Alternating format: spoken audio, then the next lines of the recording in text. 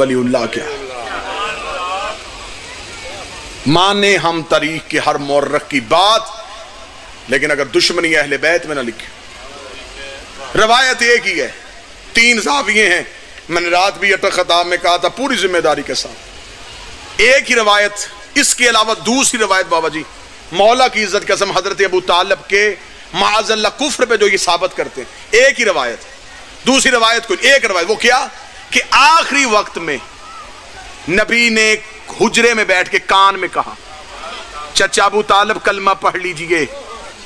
اور پھر آگے تینوں روایتوں میں بالکل ایک ہی جملہ ہے کہ حضرت ابو طالب نے کہا کہ میں اپنے باپ دادا کا مذہب نہیں چھوڑ سکتا. اس پہ آ کے انہوں نے نتیجہ طے کر لیا کہ معاذ اللہ نہ یہ مسلمان تھے، نہ باپ مسلمان تھا، نہ دادا مسلمان تھا. 3 طرح سے روایتیں ملی، نسائی سے، ابن ماجہ سے، صحیح مسلم سے، صحیح بخاری سے، مشکات سے، ترمذی سے.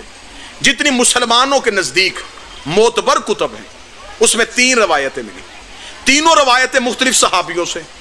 اور جب یہ نقل ہوتی ہوتی پیچھے گئیں تو تینوں کا سلسلہ عبداللہ ابن عباس سے انہوں نے جوڑ دیا کہ تینوں راویوں نے عبداللہ ابن عباس سے سنا. وہ کہتے ہیں کہ میں نے دیکھا کہ نبی کہہ رہے تھے اور میں دیکھ رہا تھا.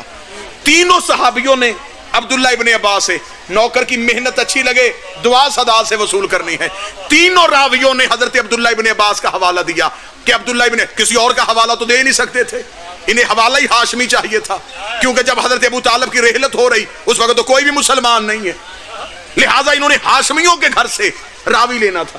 ہاشمیوں کے گھر سے انہیں راوی ایک ہی ملا کہ عبداللہ ابن عباس کہتا ہے کہ میں دیکھ رہا تھا اور نبی کہہ رہے تھے، اور ابو طالب اشارہ کر کے کہہ رہے تھے میں باپ دادا کا مذہب نہیں چھوڑ سکتا. ڈھلیالے کے اس منبر سے لے کے مکے کے مفتی تک اگر کوئی ثابت کر دے میں چوک میں گردن دوں گا. میں ویڈیو کیمرے کی موجودگی میں ہوں. جب حضرت ابو طالب کی رحلت ہوئی عبداللہ ابن عباس کی تو عمر ہی 2 سال تھی.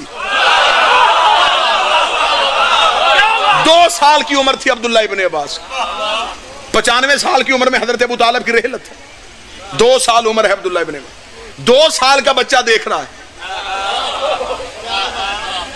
2 سال کے راوی کی تو نے بات مانی کہ 2 سال کے بچے نے دیکھا کہ رسول نے کان میں کہا کلمہ پڑھ لے، اور ابو طالب نے کہا میں باپ دادے کا مذہب نہیں چھوڑ سکتا، ڈوب کے مر جا. 2 سال کے بچے کی بات تجھے یاد رہ گئی، اور جو پلانوں کے منبر پہ 1.25 لاکھ میں ہاتھ پکڑ کے دکھایا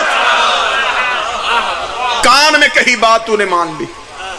ہاں روایت جو ملی وہ یہ کہ آخری وقت میں رسول نے کہا چچا اپنا عقیدہ انہیں بتا کے جا. فصاحت اور بلاغت دیکھیے گا اس میں باریکی کیا تھی. علم رسالت جانتے تھے کہ لوگوں نے میرے چچا کے ایمان پہ بحث کرنی. آخری وقت میں نبی نے بول کر چچا ابو طالب اپنا مذہب بتائیے. حضرت ابو طالب نے اشارے سے کہا میرا مذہب وہی تھا جو میرے باپ کا تھا.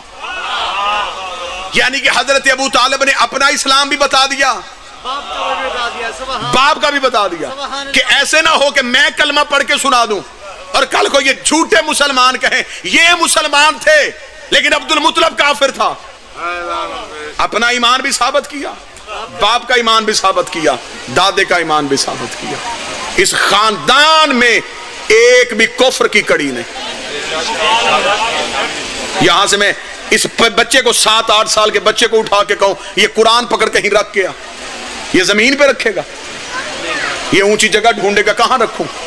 7 سال کے بچے کو پتا ہے میں نے قرآن کہاں رکھنا ہے. اللہ کو پتہ ہی نہیں تھا کہ میں نے محمد کو کس گود میں رکھنا ہے.